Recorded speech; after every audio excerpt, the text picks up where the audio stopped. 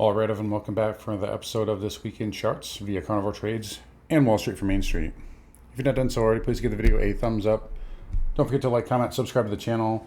Come find Jason on Patreon and come find me on carnivaltrades.com for swing trading alerts, analysis, and live day trading. Anyways, let's get into it this week. So the markets here kind of just grinded up a little bit for the most part. And we did have a little bit of a dip on Wednesday, which was bought up pretty quickly. And technically, the markets did actually close down by like less than half of a point on Friday, but we did make a new all-time closing high on the weekly yet again, as the market continues to push up here with this, highly liquid environment that we are in. We had a few things this week, bank earnings and TSM notably. And you see TSM having another all-time high there as well before pulling back on Friday. Next week, we will have Tesla and Google reporting. So we're starting to get into the big tech season here. Netflix also reporting on Thursday, and that took a little bit of a dip. That has had a huge run, though, nonetheless. So we're starting to get into the heart of earnings season here now. And we're also at a point here where we are now past OPEX for the month of July. A lot of positive gamma can roll off here. So we'll see if the market has a chance to make a correction or not. It does give us the positive gamma rolling off does give the market the opportunity for that. It does not guarantee anything. For me, the key right now is going to be the 30-year yield and how does the market respond to if and when it closes above. Me personally, I think it's a matter of when, but how does the market respond to a sustained break above 5% on the 30-year? And I was actually talking about this with Infranomics. So Robert from Infra, he's been on the channel here before, and we actually just did a video last night on this. But if you take a look at the 30-year, and here's the thing, yes, it's at 5%, it's a big psychological number, but bond yields going up does not necessarily mean the market has to go down. And in a fiscal dominance regime, you can even see here that if we look at the 30-year versus the S&P, really since the end of, really the beginning of 2024, it's been a pretty positive correlation, and they even bottomed pretty much on the same day earlier this year. So it's not always a one-to-one. What really comes down to, something that we talked about, is does this go quickly, right? The bond market, the stock market is not like to respond to fast changes, right? And the 30-year right now, it's sort of just grinding up. It is pushing up, but it's grinding. And if it goes up fast enough, I think that is something that could spook the market. That aside, if we don't see any technical damage here in the next week or so, we're seeing a growing amount of call interest at 64 and 6,500 on S&P. So we could see that, maybe in August, one more push up here.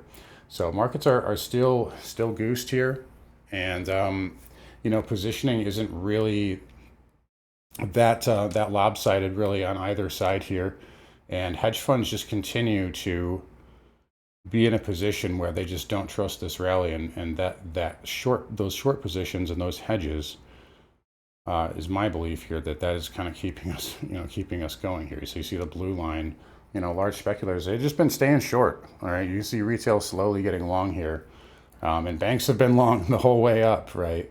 And they maybe trimmed a little bit here at the highs. The Nasdaq's different, right? The Nasdaq is totally different. They've trimmed off the Nasdaq here, and it looks like hedge funds and retail had to chase finally.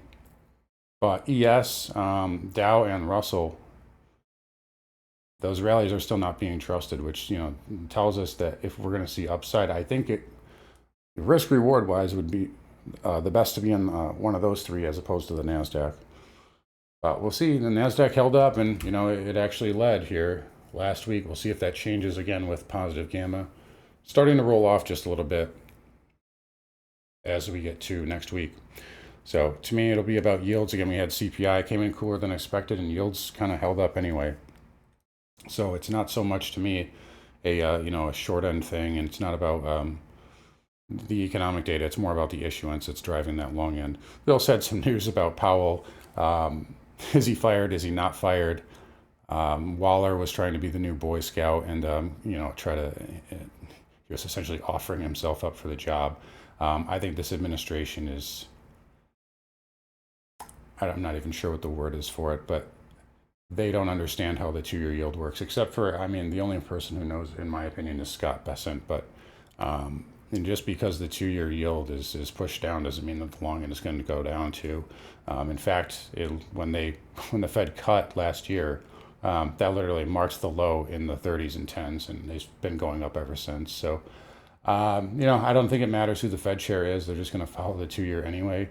And if they don't, they're just going to create a massive distortion. But anyway, nonetheless, here we got the Qs here down 10 cents, or sorry, 10 basis points on Friday, but still new weekly closing high like we talked about with the spiders.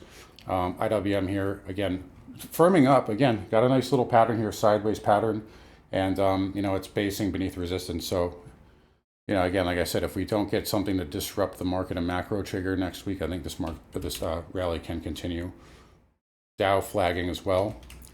SMH here has had a massive run. Some of these stocks like NVIDIA and TSM and Broadcom are getting really, really lofty into the nosebleeds, if you ask me. I think we'll see some rotation probably into the end of the summer out of some of these chips. But no sell signal yet, no fighting until the market gives us a signal on that.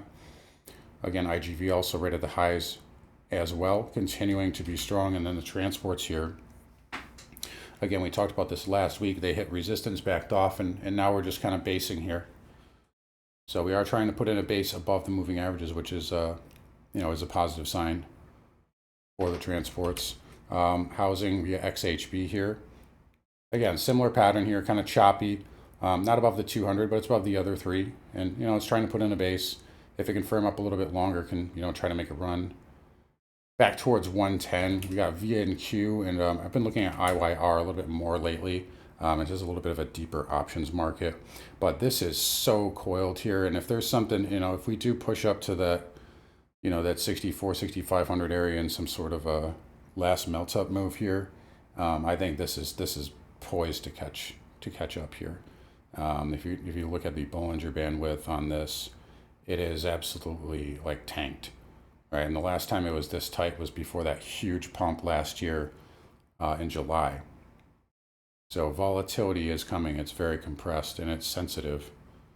So it's just a matter of when. Bank earnings were decent here, and XLF held up for the most part. KRE, again, basing like a lot of other things, and broker dealers new highs. They are raking it in right now. In these trading fees, crypto especially, which we'll talk about, of course, at the end, as always. Oil, again, choppy week here. It's maybe you could make a case you're putting in like kind of a little bit of a bull pattern here. So you got the big, you know, 2 inside candles, and then, or the outside candles rather, and then a bunch of inside candles inside of that range. So it could break bull. I just don't have a real good bias on it right now in the near term. XLE took a little bit of a dip on Friday. I think a lot of that was options X related though. And as long as they continue to march higher with higher lows, I think the charts are okay. But OIH, I would prefer this to be a little bit steeper of an angle. It needs to clear 250. Nat gas getting a bounce this week, not doing a ton there. Resistance at 360. Then we have the dollar continuing to squeeze up. This was a little lotto play, my lotto play from earlier this week ahead of CPI, and it kind of worked out. But again, a lot of shorts in the dollar. That's why we're getting this bounce here. But this is not a rip your face off move here. So unless we get some sort of macro trigger for the dollar, you know, I'm kind of inclined to think we'll see a lower high at some point. That doesn't mean it can't continue to rebound. I think there actually is still some legs to this rebound, but it's not really showing a lot here. You know, when something squeezes and it's going to go a lot higher, it does something like this, right? It doesn't, you know, it doesn't wait, it doesn't look. And right now, I mean, we just kind of backed up into the, I mean, in fact, just look at here. Here's your 50 MA. Zero resistance, right? This should be resistance in theory, at least for a day or two. And we just plowed through that. And look at his, you know, we've been there for 4 days and we still can't get through. So this doesn't look like a powerful squeeze to me yet. Judgment's still out. But anyway, gold here continues to hold up really well. And positioning still looks pretty good into next couple of weeks. So it's not, it's had a huge run. It's very, this is a nice digestion pattern. It is still really stretched on the weekly and monthly, but, sorry, there's the monthly. It's really stretched. But hey, that's what happens when you base for 15 years, whatever it was. It's not just gonna rally for 1 month and then pull back. So this is a secular breakout, but nonetheless, it looks pretty good here. It's still acting well. You got this little trend line, which is just below, but it's not the worst thing. Silver, I think, still looks okay as well, and uptrend's intact. So just digesting after that big thrust the other day or the other last week. We had platinum again making new highs, again hitting 1500. You guys, you'll remember I've been talking about this for a long time on here, and this has come back in a big way, and so has palladium, although it did come off the highs on Friday. But look at that reversal candle. These metals are thin and they move fast. They don't do anything for a long time and then they move really fast. Copper here still holding the gains. So we had that big pump from the tariffs, and then yeah, it's holding up.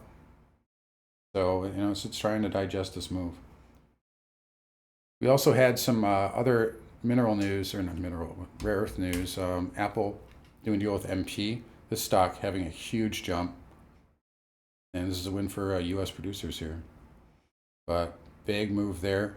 There was, take a look at, there's an ETF here. Yeah, beautiful breakout there. REMX. And this thing was beaten down for a long time. So some movement in the other other metal spaces here as well.